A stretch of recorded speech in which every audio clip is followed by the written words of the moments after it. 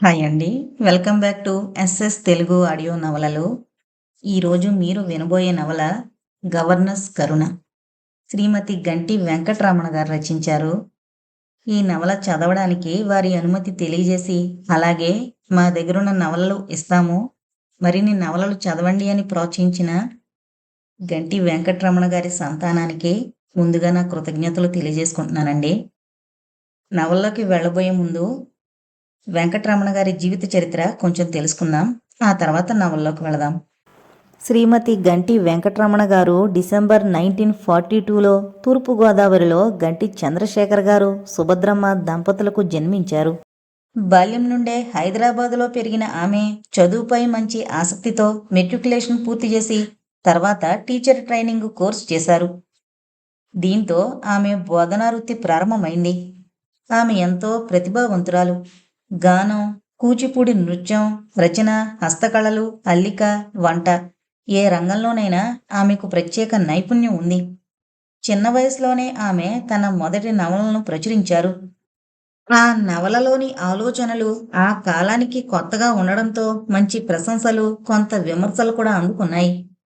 1968 October 30న భారత వైమానిక దళంలో పనిచేస్తున్న తమ బంధువైన శిఖా కృష్ణమూర్తి గారిని వివాహం చేసుకున్నారు. పెళ్లి తర్వాత జమ్మూకు వెళ్లి అక్కడ కూడా రచన కొనసాగించారు. 1971 బంగ్లాదేశ్ యుద్ధం తర్వాత తిరిగి హైదరాబాద్కు వచ్చారు. ఆమెకు విద్యపై దృష్టి కూడా అంతే గాఢంగా ఉండేది. బిఎడ్, ఇంగ్లీష్ మరియు పొలిటికల్ సైన్సుల్లో ఎంఏ పూర్తి చేసి మంచి ఉపాధ్యాయిగా పేరు పొందారు. మొదట ఎయిడెడ్ స్కూల్స్లో పనిచేసి తర్వాత హైదరాబాద్లో అజామాబాద్లోని ఆర్టీసీ హై స్కూల్లో చేరి 2003లో పదవీ విరమణ చేశారు. ఆమె జీవితం మొత్తం సేవ, కరుణ, సహాయ స్ఫూర్తితో నడిచింది. చదువులో, ఉద్యోగాల్లో, బతుకులో ముందుకు వెళ్లేందుకు ఎంతో మంది కుటుంబ సభ్యులకు, బంధువులకు, స్నేహితులకు ఆమె సహాయం చేశారు. గురువుగా, మార్గదర్శిగా, అండగా నిలిచిన ఆమెను అందరూ ఎంతో గౌరవించేవారు. తల్లిగా ఆమె ప్రేమ, క్రమశిక్షణ, పిల్లలకు మంచి భవిష్యత్తును కల్పించాలనే సంకల్పం అపారమైనవి. ఆమె పిల్లలకిచ్చిన మార్గదర్శకత్వం జీవితాంతం నిలిచిపోయేలా ఉంది. రచయిత్రిగా ఆమె 100కి పైగా నవలలు, కథలు రాసి మంచి సాహిత్య వారసత్వాన్ని వదిలిపెట్టారు. శ్రీమతి గంటి వెంకటరమణ గారు ఏప్రిల్ 17, 2013న పరమపదించారు. ఆ తర్వాత సరిగ్గా ఏడాది రోజులకు ఏప్రిల్ 17, 2014న ఆమె భర్త శిఖా కృష్ణమూర్తి గారు కూడా స్వర్గస్థులయ్యారు. ఆమెకు 3 సంతానం, 2 కుమారులు, ఒకరు కెనడా, మరొకరు అమెరికాలో స్థిరపడ్డారు. ఒక కుమార్తె హైదరాబాదులో ఉంటున్నారు. సాహిత్య రచనలు, బోధనా వృత్తి మాత్రమే కాకుండా ఆమె చూపిన ధైర్యం, దయ, ఇతరులను ముందుకు నడిపించే శక్తి ఇవన్నీ ఆమెను ఎప్పటికీ గుర్తించుకునేలా చేస్తాయి. నేను ఎప్పుడు ఫోన్ చేసినా వెంటనే స్పందిస్తూ శ్రీమతి గంటి వెంకటరమణ గారి గురించి ఇంత విలువైన సమాచారాన్ని అందించిన వారి కుమార్తె శ్రీమతి కామాక్షి శిఖా గారికి ధన్యవాదాలు తెలుపుకుంటూ ఇక నవల్లోకి వెళ్ళిపోదాం. ఈ నవల 1979లో వచ్చిందండి. 14 ఏళ్ల కరుణ బెడ్రూమ్లో మంచం మీద కూర్చుంది. కిటికీలోంచి బయటకు చూసింది. దూరాన వైష్ణవీదేవి కొండలు మంచుతో కప్పబడిపోయి అప్పుడే మెరుగుపెట్టిన వెండిలా మెరుస్తున్నాయి. ఆకాశంలో మేఘాలున్నంత మేర తూర్పు నుంచి బయలుదేరుతున్న సూర్యుడి కిరణాలు పడి తెల్లగా దగదగలాడుతున్నాయి. మధ్య మధ్య వినీలాకాశం ప్రశాంతంగా కనిపిస్తోంది. కరుణ వయసు చిన్నదే, కానీ ఆ పిల్ల చాలా నవలలు ఇంగ్లీషు, తెలుగు, హిందీ భాషల్లోవి చదివింది. కిటికీలోంచి ఆ వయసు పిల్లలు చూస్తే ఆకాశాన్ని, ఎగిరే పక్షుల్ని చూసి ఉండేవాళ్ళు. కానీ కరుణలో మారుమూల ఓ రచయిత, ఓ చిత్రకారుడు దోబూచులాడుతున్నారు. ఆ పిల్ల ప్రకృతి వింత శోభని కళ్ళు వెడల్పు చేసుకుని మరీ చూస్తోంది. 12 గంటలు దాటిపోయింది. మధ్యాహ్నమైనా క్విల్టులో దూరి వెచ్చగా పడుకోవాలనిపిస్తోంది. ఆగస్టు నెల అయినా చలి గడగడా వణికించేస్తుంది. బెడ్ మీద పడుకుని గరం గరం చాయ్ ఎన్నిసార్లు తాగినా కాలు మాత్రం కింద పెట్టాలనిపించడం లేదు. ఆయా, కరుణ కేకేసింది. హాజీ, సమాధానంగా ఆయా దర్శనొచ్చింది. కరుణ హిందీలో అడిగింది. మమ్మీ డాడీ లేచారా? లేదు. పోనీ బెడ్ టీ తీసుకున్నారా? అమ్మగారు తీసుకువెళ్లారు 2 కప్పుల్లో. వంట చేయమని చెప్పిందా నీకు? రొట్టె చేసి ఆలు కూర చేయమన్నారు. దర్శన్ దర్శన్ కళ్ళు పైకెత్తి చూసింది. ఇవాళ నాకు కొంచెం అన్నం వండిపెట్టు. అలాగేనమ్మా. దర్శన్ వెళ్ళిపోయింది. కరుణకి మంచం దిగి వెళ్ళి దర్శన్ని కౌగిలించుకుని వీపు మీద గుర్రం ఎక్కాలనుంది. కాని చలి భరించలేకపోతోంది. అందుకే విల్టు ఒంటి నిండా కప్పుకుంది.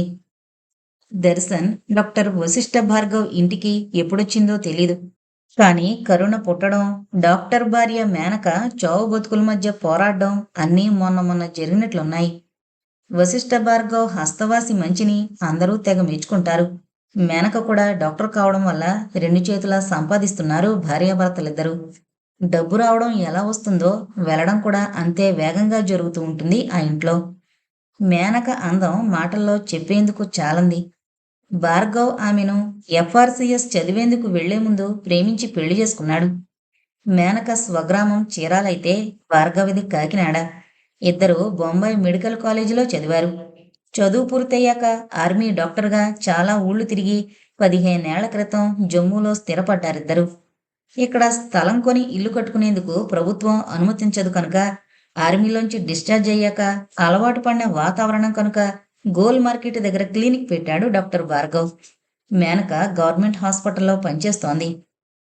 దర్శన్ కరుణ పిలుపు విని మళ్ళీ వచ్చింది దర్శన్. ఏం కావాలమ్మా? చాయ్. ఇన్నిసార్లు చాయ్ తాగితే ఆరోగ్యం పాడైపోతుంది. నేను పెట్టివ్వను. దర్శన్ ఖచ్చితంగా అంది. కరుణ బెక్కుమొహం వేసింది. దర్శన్ ఆ పిల్ల మంచం దగ్గరకు వచ్చి 2 చేతులు చాపింది. కరుణ చిన్నగా నవ్వి చలి నేను రాలేను అంది. 5 నిమిషాల్లో హీటర్ మీద టీ తయారు చేసి తీసుకొచ్చిచ్చింది దర్శన్. టీ తాగుతూ దర్శన్ నువ్వు వెళ్ళిపోతే నన్ను ఎవరు చూస్తారు అని అడిగింది కరుణ. దర్శన్ వెంటనే జవాబు చెప్పలేకపోయింది. చెప్పు దర్శన్, నువ్వు లేకపోతే నేను చచ్చిపోతాను. ఈ మాట పూర్తి కాకుండానే వద్దు వద్దమ్మా, నేనెక్కడికి పోతాను తల్లి, నిన్ను వదిలి అంది. దర్శన్ కళ్ళు నీళ్లతో తడిశాయి. కరుణ టీ తాగడం పూర్తి చేసి కప్పు అందించి ముసుగు తన్ని పడుకుంది.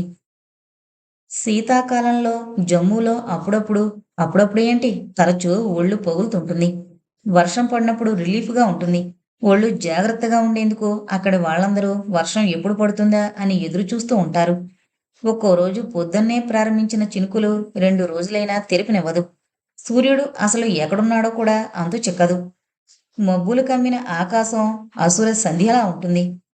రోజంతా పగలేదో చీకటేదో తెలియని అవస్థలో గడిపేస్తారు. వర్షం పడగానే ఆ చలికి దుప్పట్లోంచి బయటికి కాలు పెట్టాలంటే ప్రాణం పోయినంత పనవుతుంది. 2 రోజుల నుంచి స్కూల్ మానేసింది కరుణ. అదేమని అడిగేవాళ్ళు లేరు ఆ ఇంట్లో. తల్లి తండ్రి హై సొసైటీ పేరుతో రాత్రి 2 గంటల వరకు డ్రింక్స్ పార్టీలో మునిగి తేలి చివరికి మునిగిపోయి ఇప్పుడు 4 గంటలు దాటుతున్నా లేవలేదు. లేచిన తిరిగి 4 కార్లు 2 స్కూటర్లో వచ్చి ఆ బంగళా ముందు ఆగుతాయి. చల్లని వాతావరణానికి గొంతులోకి హాట్ డ్రింక్స్ పంపగానే ఎక్కడలేని ఉత్సాహంతో ఆ ఇల్లు కోలాహలమైపోతుంది. కరుణకి ఆ వచ్చేవాళ్లంటే అసలు గిట్టదు. ఎంతసేపు స్టీరియోలో వెస్ట్రన్ మ్యూజిక్ వింటూ ఆ గ్లాసులు పట్టుకుని పెద్ద నాట్యం వచ్చిన వాళ్ళలా అడుగులు వేస్తూ లోకాన్నే మరిచిపోతూ ఉంటారు. చంద్రభాను కొడుకు మిత్ర కొడుకు వచ్చినప్పుడు మేడ మీదున్న ఈ గదిలో క్యారమ్స్ ఆడుతుంటారు. వాళ్ళు రానప్పుడు పరమ బోరు. కిందకి వెళుతుంటే వెంటిలేటర్స్లోంచి స్పష్టంగా కనిపిస్తుంది. అక్కడ తాగేసిన ఆడవాళ్లు మగవాళ్ళు నడుము తగులుతుంటే తూలుతూ స్టెప్స్ వేస్తుంటారు. 2 గంటల ప్రాంతంలో గుడ్ నైట్లు చెప్పుకొని ఇళ్లదారి పడుతుంటారు. కరుణ ఆలోచిస్తోంది. ఎదురింటి పంజాబీ అంకుల్ ఆంటీని పిల్లల్ని తీసుకుని పిక్చర్కి సిటీ వెళ్ళాడు. తల్లిని అడగమని కబురు చేస్తే వాళ్లతో వద్దన్నానని చెప్పు, కావాలంటే శంకర్ను పంపమని చెబుతాను, లేదా కృష్ణని తీసుకునిరా అంటోంది. కరుణకి ఈ మాటలు వినిపించాయి. నాకు నడిచి వెళ్లాలనుంది అనాలనుకుంది. కాని కరుణ మంచం దిగి అంగుళం కూడా కదలలేకపోయింది. దూరంగా లక్ష్మీనారాయణ మందిరం వైపు జనం వెళుతున్నారు. గుళ్ళో గంటలు వినిపిస్తున్నాయి. గుడికి వెళ్లాలనిపిస్తోంది. కరుణ పసి మనసు ఎంతో ఎత్తుకు ఎదిగిపోయింది. అది తీరని కోరికే అనిపించిందేమో. చిన్నగా నిట్టూర్పు విడిచింది. కరుణ మేనక పిలిచింది. కరుణ మంచం మీద నుంచి కదలలేదు. మేనకే 2 అడుగుల్లో కరుణ గదిలోకొచ్చింది. బెడ్ మీద కూర్చున్న పిల్ల చేతిని అలవాటుగా పట్టుకుని జ్వరం లేదే, ఇంకా మంచం మీద నుంచి దిగలేదేమమ్మా అంది. కరుణ చలి అన్నట్టు సైగ చేసింది. భార్గవ్ వచ్చి కూతురు చెయ్యందుకుని వదిలేశాడు. ఈసారి సెలవులకి మా ఊరు పంపిస్తానండి అంది మేనక. భార్గవ్ నవ్వి, ఆ పల్లెటూరులో దానికేం పొద్దుపోతుంది, బొంబాయి వెళదాం అన్నాడు. కరుణ మనసు చీరాల వెళ్లాలని ఊళ్ళూరుతోంది. డాడీ, ఈసారి కాకినాడ చీరాల వెళదాం డాడీ అంది. భార్గవ్ నవ్వాడు. అంతకంటే నీకు పక్కలంక, బండార్లంక, బొబ్బర్లంక, సెకినేటిపల్లి, బెండమూర్లంక చూపిస్తాను. మేనక వచ్చేను వాపుకుని మొత్తం లంకలన్నీ బట్టి పట్టేశారే అంది. కరుణ తండ్రి వైపు ఆశగా చూస్తూ, షూరు డాడీ, ఈసారి మనం ఆ లంకలన్నీ చూద్దాం.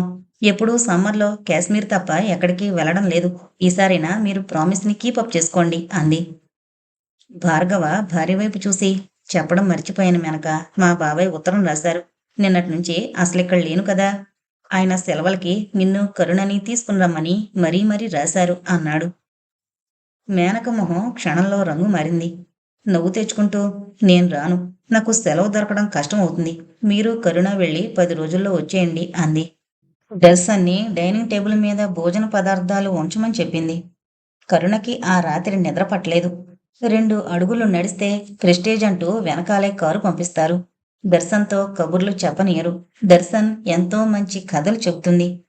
తల్లి ఎప్పుడు హాస్పిటల్కి వెళుతుందా, తండ్రి క్లినిక్ ఎప్పుడు వెళ్ళిపోతాడా అని ఆలోచిస్తుంటుంది కరుణ. వాళ్ళిద్దరూ అటు వెళ్ళగానే దర్శన్ ఒళ్ళో తలపెట్టుకుని పడుకుని ఆమె చెప్పే కథలు వింటుంది. ఈసారి పల్లెటూరు చూడాలనుకుంటేనే సెలవులు ఎప్పుడొస్తాయో అనిపిస్తోంది. డాక్టర్లిద్దరికీ క్షణం తీరుకుండదు. ఉన్న సమయంలో స్నేహితులు, పార్టీలు, గెట్ టుగెదర్ హడావిడి. పిల్లల్ని చేరదీసి ముచ్చటగా మాట్లాడేందుకు 3 నిమిషాల టైం ఉండదు. ఎంతసేపు పరుగు పరుగు. నిల్చుంటే ఆలస్యమైపోతుందేమో అన్నట్లు ఒకటే పరుగు. జీవితం యాంత్రికంగా గడిచిపోవడం అంటే ఆ ఇంట్లో మనుషులకే తెలుసు. కరుణ కిటికీలోంచి చూస్తే పంజాబీ భాయిసాబ్ పిల్లల్ని చుట్టూ కూర్చోబెట్టుకుని కథలు చెబుతుండడం కనిపిస్తుంది. ఒక్కోసారి పిల్లలందరూ ఆయన్ని మంచం మీద పడుకోబెట్టి వీపు మీద ఒకళ్ళు, కాళ్ళ మీద ఒకళ్ళు నిల్చుని తొక్కుతుంటారు. అతను నవ్వుతూ ఇంకా తొక్కండి అంటాడు. కరుణకి పొక్కున నవ్వొస్తోంది. కుంభకర్ణుడు పడుకున్నప్పుడు, గలీవర్ పడుకున్నప్పుడు ఇలాగే తొక్కారేమో అనిపిస్తోంది. కరుణ ఆలోచిస్తూనే నిద్రలోకి జారిపోయింది. సాయంత్రం 6 గంటలయింది. డాక్టర్ భార్గవ 4 గంటలకే క్లినిక్కి వెళ్ళిపోయాడు. గదిలోంచి పెద్దగా నవ్విన శబ్దం, గాజుల చప్పుడు వినిపిస్తోంది. కరుణ పరిగెత్తుకుంటూ వచ్చి తలుపు బొళ్ళును తెరిచింది. ఆ పిల్ల మొహంలో కత్తివాటుకి నిద్రచుక్కలేదు. తండ్రి మంచం మీద, తల్లి వెల్లకిలా పడుకునుంది. ఆమె చేతి మీద తల ఉంచుకుని మూర్తి పడుకున్నాడు. తలుపు చప్పుడు విని ఇద్దరు ఉలిక్కి పడ్డారు. మేనక చటుక్కున లేచి కూర్చుంది. కరుణ వెంటనే మేడమెట్లెక్కి గదిలోకి వెళ్లి తలుపు మూసుకుంది.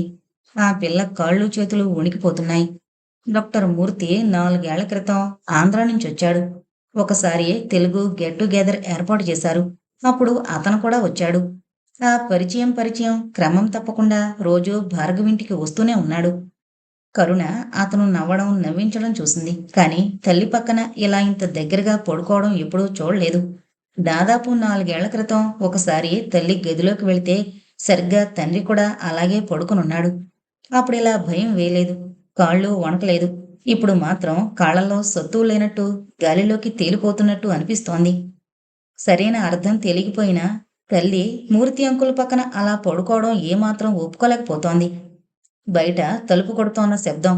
కరుణ, కరుణ! మేనక పిలుస్తోంది. కరుణ తలుపు తీయలేకపోయింది. కొద్దిసేపు తలుపులు కొట్టి కొట్టి మేనక మెట్లు దిగి వెళ్ళిపోయింది. అర్ధరాత్రి మెలకు వచ్చిన కరుణకి నిద్ర పట్టలేదు. కరుణ పుట్టింది మొదలు ఇప్పటి వరకు నిద్ర మధ్య ఎప్పుడూ లేచి ఎరుగదు. తండ్రి గదిలోంచి నవ్వులు వినిపిస్తున్నాయి. కరుణ ఆశ్చర్యంగా వినసాగింది. మేనక ఆమెకు తల్లేగాని ఎప్పుడూ చనువుగా దగ్గరికి వెళ్ళి ఎరుగదు. గుడ్ మార్నింగ్, గుడ్ నైట్లు తప్ప అందరి పిల్లల మాదిరిగా ఒళ్ళో పడుకోవడం, ఒంటి మీద చేయివేసి నిలబడ్డం ఏమీ తెలీదామెకు. తెల్లవారింది. కరుణ ఆ రాత్రి నిద్రపోలేదు. తల్లిని ఎలా ఎదుర్కోవాలా అని కరుణ ఆలోచిస్తుంటే కరుణ ఏం చెబుతుందో అని బెంగగా తిరుగుతోంది మేనక. మేనక కూతుర్ని చూసి చూడనట్టు తప్పుకుంది. కరుణ తండ్రి వెనకే 2 అడుగులు వేసి తల్లి చూడ్డంతో వెనక్కి వెళ్ళిపోయింది. ఆ రోజు భోజనాల దగ్గర మేనక భర్తతో అంది, వేసవి వరకు దేనికి? కాకినాడ, అక్కడ లంకలు ఇవన్నీ ఈ సెలవులకి తీసుకెళ్లి చూపించకూడదు. Is it? ఆశ్చర్యంగా చూశాడు భార్గవ. నువ్వేనంటోంది? పల్లెటూరు వెళితే నీ పిల్ల పల్లెటూరి పిల్లయిపోదు? మేనక చిన్నగా శబ్దం చేస్తూ నవ్వింది. పుట్టుకతో వచ్చిన అలవాటు అంత తేలిగ్గా వదలదు. మన పిల్ల హై సొసైటీకి చెందింది. ఆ పల్లెటూరికి లొంగకేమీ? కరుణ మనసులో లేదు. ఇప్పుడు తమ తండ్రితో వెళ్ళిపోతే రేపట్నుంచి మూర్తి అంకుల్తో తల్లి రోజూ పడుకుంటుంది. అప్పుడు డాడీకి ఎవరు చెబుతారు? మూర్తికి అంకుల్కేం పనిలేదు. డాడీ వెళ్ళగానే వస్తాడు. ఛీ, నేను వెళ్ళంటే? డాడీ, ఇప్పుడు వారం రోజులే కదండి. సమ్మర్లో అయితే ఎక్కువ సెలవులుంటాయి. అన్నీ తీరిగ్గా చూడొచ్చు. మీ మమ్మీ పర్మిషన్ ఇచ్చిందంటే వెంటనే చేసేయాలా పని. ఆ తర్వాత ఓమన్ ఆఫ్ మూడ్స్. ఆవిడ ఆ తర్వాత ఒప్పుకుంటుందో లేదో. కరుణ అంతకంటే ఎక్కువ మాట్లాడలేకపోయింది. ఏం మాట్లాడాలో కూడా తోచలేదు. ఆ మర్నాడే ప్రయాణం. అనుకోకుండా జరిగిన ఏర్పాటుకి కరుణ ఆశ్చర్యంతో ఏమీ చేయలేకపోయింది. తన తల్లి సమర్థురాలు. ఆ మాట అనుకోకపోయినా అంత దగ్గరగా వచ్చే ఊహ ఏదో మెదిలింది ఆ పిల్ల మనసులో. రైలుకే వెళదాం. జమ్మూ నుంచి పఠాన్‌కోట్ వరకు బస్సులో వెళుతుంటే రెండు వైపులా సీను చాలా బాగుంటుంది తండ్రి అన్నాడు. ఆ మాటకి సరే అంది. సిటీ వరకు వచ్చి బస్సు ఎక్కించింది మేనక. ఆ రాత్రి ఫోన్ చేసి మూర్తిని పిలిపించింది. ఆమెకు దూరంగా వెళ్ళిపోతున్న భర్త గురించి గాని, పిల్ల గురించి గాని బెంగలేదు. ఓ ఖరీదైన సీసాలోంచి కొంచెం అందమైన గాజు గ్లాసులో ఉంచుకుని, మూర్తితో సహా ఒకే గ్లాసులోది సిప్ చేస్తూ స్వర్గద్వారాలకి చెరువుగా వెళ్ళిపోవాలనుకుంటూ కునిరాగాలు తీస్తోంది. మూర్తి ఆమె నడుం చుట్టూ చేయి వేసి ముద్ద ముద్ద మాటలతో మేనక పేదాల్ని అందుకోవాలని తాపత్రయపడుతున్నాడు. మేనక అతన్ని పెనవేసుకుని తన వైపుకి లాక్కుంది. ఇప్పుడెలా? మేనక గంభీరంగా మారిపోయింది. ఏమైంది? అందరికీ ఏమవుతుందో అదే అయింది. Very simple. నో, నాకు నీలాంటి పిల్లాడు కావాలి. నేను చాలదా? రబ్బిష్. అదేం మాట? నువ్వే కొడుకు కొడుకే. ఓకే, మనం పెళ్లి చేసుకుందాం. 2 ఏళ్ళు ఆగాలి. మేనక మొత్తు వదిలిపోయింది. అదేం? 2 ఏళ్ళు దేనికి? వీల్లేదు. Doctor Bhargav man of principles. అతను ఒక్క కూతురు చాలనుకుని ఆపరేషన్ చేయించుకున్నాడు. మనం ఎలాగూ పెళ్లి చేసుకోవాలనుకున్నామని నేను నిర్లక్ష్యం చేశాను. నో మేనక, మనం డైవర్స్ అప్లై చేసి గాని పెళ్లి చేసుకోలేం అన్నాడు. మేనక గంభీరంగా మారిపోయింది. నీ పోలికతో పిల్లాడు కావాలని కలలు కన్నాను. పిల్లలుంటే మనిషిని మరిచిపోతారు. నా మీద నీకు నిజంగా ప్రేముంటే అది శాశ్వతం అవుతుంది. ఏమో నీ పిచ్చి. మేనక మాటను అతను తేలిగ్గా తీసేసి ఆమెను గాఢంగా పెనవేసుకుని మత్తులో నిద్రలోకి జారిపోయాడు. గోదావరి ఒడ్డుకి షికారు వెళ్లడం కరుణకి కొత్తగా ఉంది. రేవులో లాంచీలు, స్టీమర్లు ఉన్నాయి. పైన తెల్లని మేఘాలు కొంగలతో పోటీపడి పరుగులు పెడుతూ ఉంటే వాటి నీడ ఆ నీళ్లలో స్పష్టంగా కనిపిస్తోంది. పల్లెకారులు లొల్లాయి పదాలు పాడుతున్నారు. దూరంగా బ్రిడ్జి మీద ధన్ ధన్ అంటూ రైలు పరుగు పెడుతోంది. సాయంకాలం కావడం వల్ల సూర్యుడు పడమటి దిక్కున అలసిపోయిన తన మొహాన్ని గోదావరి అద్దంలో ప్రతిబింబం చూసుకుంటున్నాడు. అక్కడే ఉన్న గుడిసెల్లోంచి తంపడేసిన తీగల వాసన గ్రహణేంద్రియాల్ని ఓసారి పలకరించిపోతోంది. చల్లని గాలులొచ్చి హలో కరుణ అంటున్నాయి. కరుణ కళ్ళు మరింత వెడల్పు చేసుకుని చూస్తోంది. కాశ్మీరు అందం, గోదావరి అందం ఏది బాగుందో ఇదమిద్దంగా తేల్చుకోలేకపోతోంది ఆ చిన్నారి మనసు. తండ్రి ఎడమ చేతి చిటికెన వేలు అందుకుని అడుగులో అడుగేస్తోంది. డాడీ, మనం బొబ్బర్లంక ఎప్పుడు వెళతాం? బండార్లంక ఎప్పుడు వెళ్ళాలి అని అడిగింది. భార్గవ పిల్లవైపు చూసి ఇక్కడ బాగుందా, జమ్మూ బాగుందా అన్నాడు. కరుణ కాసేపు మాట్లాడలేదు. ఆ పిల్ల మనసులో పార్టీలు, చలిగాలులు ఒక్కసారిగా ప్రవేశించి ఊపిరి ఆడనివ్వడం లేదు. ఆ క్విల్టులో దూరి చలికి దూరంగా స్వేచ్ఛ లేకుండా పడుండడం ఏమాత్రం నచ్చలేదు. మనం ఇక్కడే ఉండకూడదా డాడీ? భార్గవ సమాధానం చెప్పలేదు. నవ్వి ఊరుకున్నాడు. అతను ఆ రాత్రి రాజమండ్రంతా చూపించి ఉండడం వల్ల లాడ్జికి తీసుకువెళ్లి మరనాడు పొద్దున్నే లాంచీలో బొబ్బర్లంక తీసుకువెళ్ళాడు. బొబ్బర్లంక వెళ్లేందుకు గోదావరిలో ప్రయాణం కరుణకి చాలా నచ్చింది. పావలాకి 5 కోవా బిళ్ళలు చూసి ఆశ్చర్యంగా చూసింది తండ్రి వైపు. ఆ పిల్లకి బంధువులు ఎవరెవరున్నారో కూడా తెలీదు ఇంతవరకు. భార్గవకి వేలు విడిచిన చెల్లెలు బండార్లంకలో ఉంటోంది. ఆమె మాత్రమే భార్గవ్కి అప్పుడప్పుడు ఉత్తరాలు రాస్తూ ఉంటుంది. బస్సులో ప్రయాణం కరుణ కళ్ళకి నచ్చింది. కుడివైపు కొబ్బరి తోటలు, ఎడంవైపు గంభీరంగా పారే కాలువ కరుణని ఆకట్టుకున్నాయి. బస్సు సరిగ్గా గుమ్మంలో ఆగింది. బస్సు ఆగిన శబ్దం విని లోపల నుంచి పిల్లలు బిలబిలమంటూ బయటకొచ్చేశారు. అమ్మోయ్, ఎవరో వచ్చారే! పిల్లలు ఇంట్లోంచి బయటికి పరిగెత్తుతున్నారు. కరుణ తండ్రి మొహంలోకి చూసింది. అతను గట్టిగా కేక పెట్టాడు, ఖాళీ అంటూ. ఖాళీ బయటకొచ్చింది. కరుణని, భార్గవిని చూసి వదినేదన్నయ్యా అని అడిగింది. భార్గవ పిల్లలందర్నీ దగ్గరకు తీసుకుని, నేను మీకు మావయ్యని, సెలవు దొరకలేదు ఖాళీ, అందుకే రాలేదు అన్నాడు. ఖాళీకి ఇంటి నిండా పిల్లలున్నారు. ఆయన తెల్లగా, ముద్దుగా, గుమ్మడి పండులా ఉన్న కరుణని దగ్గరకు తీసుకుంది. కరుణకి సిగ్గుగా, భయంగా, కొత్తగా ఉంది. ముందు పిల్లలందరూ ఒకళ్ళ మొహాలు ఒకళ్ళు చూసుకున్నారు. ఆ తర్వాత పెద్ద పిల్ల కరుణ దగ్గరకొచ్చి ఆ పిల్ల చెయ్యందుకుని, రా, నీ పేరు అంది చనువుగా. కరుణ 10, 12 మెట్లెక్కి లోపలికి వెళ్ళింది తండ్రి వెనుక. ఇల్లు పెద్దదే. దానిని మండువా, లోగిలి అంటారని కరుణకి తెలీదు. ఖాళీ అప్పుడెప్పుడో తండ్రి కాశ్మీర్ నుంచి పంపిన చీర కట్టుకుంది. ఒంటిమీద పెద్ద చెప్పుకోదగ్గ ఆభరణాలు లేవు. మెళ్ళో ఒంటిపేట పుస్తెల నాను నల్లపూసలు ఉన్నాయి. మెలివేసిన ముడి వేసుకుందామె. అతి సామాన్యంగా ఉన్న ఆమె మొహంలో ఆకర్షణుంది. పెద్దపిల్ల తన పేరు చెప్పింది, దుర్గాని. ఆ తర్వాత అందరి పేర్లు వరుసగా చెప్పింది. కరుణ ఒక ఇంట్లో ఇంతమంది పిల్లలుండడం ఇంతవరకు చూడలేదు. త్వరగా పెట్టవే అంది ఖాళీ. దుర్గ 2 నిమిషాల్లో కొబ్బరి మండ తీసుకునిచ్చి కొబ్బరాకుల మంట చేసి టీ తయారు చేసి ఇచ్చింది. 1 గంట గడిచేసరికి ఆ ఇంటి వాతావరణానికి అలవాటు పడింది. పెరడు చూపించింది ఖాళీ. అక్కడ దేవాంగులు చీరలు నేస్తున్నారు. ఇప్పుడు ఈ చీరలు చాలా ఫేమస్ అయ్యాయి. ఇక్కడ లెట్రిన్స్ ఉండవు. సెప్టిక్వి కట్టించినా అప్పుడప్పుడు గోదావరి పొంగితే ఆ నీరు ఈ నీరు ఏకమైపోతుంది. బాపురే, కరుణ భయంగా అంది. నీకోసం తడికలు కట్టించింది మా అమ్మ. మీ నాన్న మాకు మీరు వస్తున్నట్టు టెలిగ్రామ్ ఇచ్చారు. మీరెవరో మా తమ్ముళ్ళకి, చెల్లాయిలకి మాత్రమే తెలీదు. మీ నాన్నగారేరి? ఆయన బస్ మీద వెళ్ళారు. ఎక్కడికి? ఆయన ఇన్స్పెక్టర్. అలాగా? ఇదే పిల్ల కాలువ. చాలా బట్టలున్నప్పుడు, ఇంటికి చుట్టాలొచ్చినప్పుడు ఇక్కడ ఉతుకుతాం. ఈ సమాధి ఏమిటి? కరుణ ఒడ్డునున్న సమాధి చూపిస్తూ అడిగింది. ఇది సమాధి కాదు.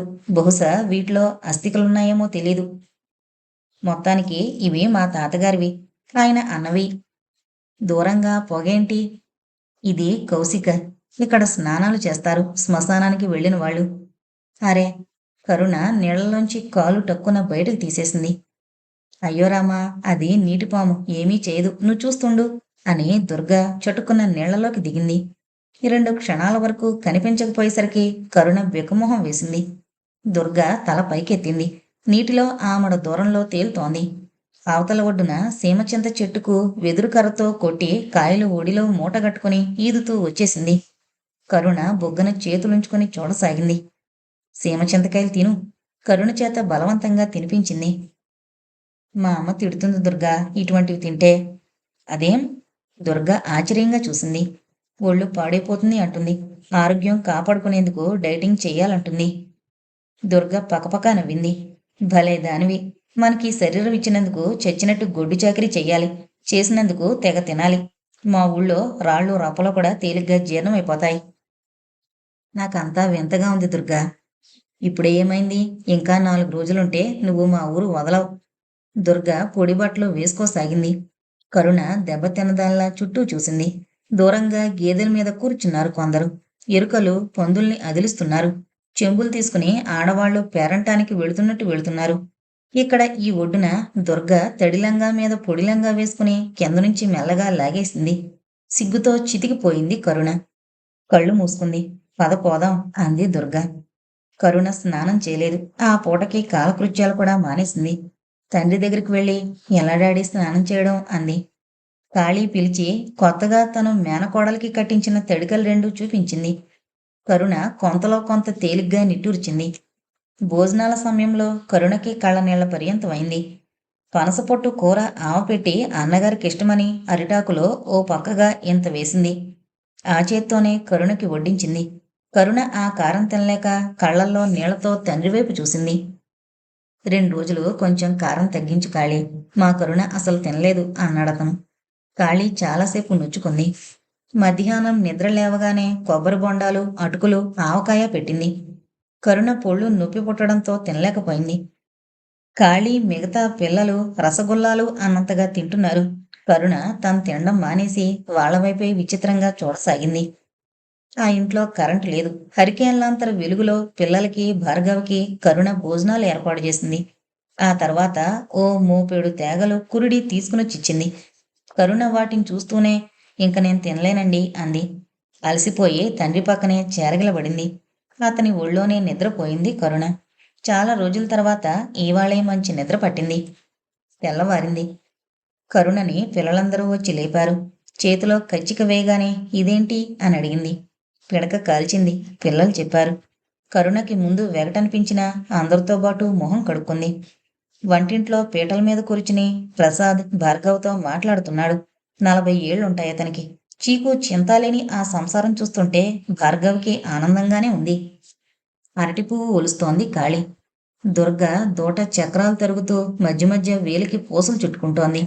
కరుణకి ప్రతి విషయం వివరంగా చెబుతోంది దుర్గ. ఆ ఇంట్లో పిల్లల సందడి పెళ్లివారిలను గుర్తుకు తెప్పిస్తోంది. ఆ రాత్రికి కరుణకి నిద్ర పట్టలేదు. ఈ వాతావరణంలో తల్లిని జమ్ముని పూర్తిగా మరిచిపోయింది. మినీ స్కర్ట్ వేసుకునే ఆ పిల్లని పదే పదే చూస్తుంటారు ఇక్కడి పిల్లలు. పంజాబీ డ్రెస్ వేసుకున్న ఆశ్చర్యమే వాళ్ళకి. తల్లి జ్ఞాపకం రాగానే బెంగగా అనిపించింది. తల్లి ఇప్పుడు ఏం చేస్తూ ఉంటుంది? కరుణ మనసులో ఎంత వద్దనుకున్నా మూర్తి కనిపిస్తున్నాడు. ఏ రోజుకి ఆ రోజే అనుకుంటోంది తల్లిని గురించి తండ్రితో చెప్పేయాలని. కానీ నోరు రావడం లేదు. ఈ సంఘర్షణల మధ్య కరుణ నలిగిపోతోంది. మర్నాడు కరుణ నీకు జడకుచ్చులు పెట్టి జడవేస్తాం రావా? దుర్గ చెల్లెలు భావాని పిలిచింది. కరుణ వాళ్ళు ఏం చెప్పినా వింటోంది. అసలు కరుణది ఎదిరించే స్వభావమే కాదు. దుర్గ జడ వేసింది. మల్లె మొగ్గలు మాలకట్టి జడ మీద అందంగా పెట్టింది. వంకి, వడ్డాణం, పాపిటబిళ్ళ, నాగరం ఇవన్నీ మేనత్తవిచ్చింది. దుర్గకి తన పేరు అని. అవన్నీ పెట్టి తన లంగా ఓణీ కూడా కట్టబెట్టింది. కరుణ వీటిని వేసుకుని అద్దం ముందు నిలబడింది. కరుణ నీలికళ్ళు అద్దంలో చేపపిల్ల మాదిరి మెరుస్తున్నాయి. అందంగా ఉండే కరుణ ఈ డ్రెస్సులో అచ్చు పల్లెటూరి పిల్లలా ఉంది. వెనక నుంచి వచ్చిన భార్గవ అమాంతం కూతుర్ని ఎత్తుకుని బయటికి తీసుకొచ్చి అరటి చెట్టు పక్కన నిల్చోబెట్టాడు. అరటి గెల మీద చేయి వేసి పండును అందుకోబోతున్న కరుణ ఫోటోలు రకరకాల యాంగిల్స్లో తీశాడు. కెమెరా చూడగానే పిల్లలందరూ ఎగబడ్డారు. మొత్తం ఫ్యామిలీ ఫోటో ఒకటి తీసి అందర్నీ తీశాడు. ఫోటోలతో సందడితో ఆ రోజు గడిచిపోయింది.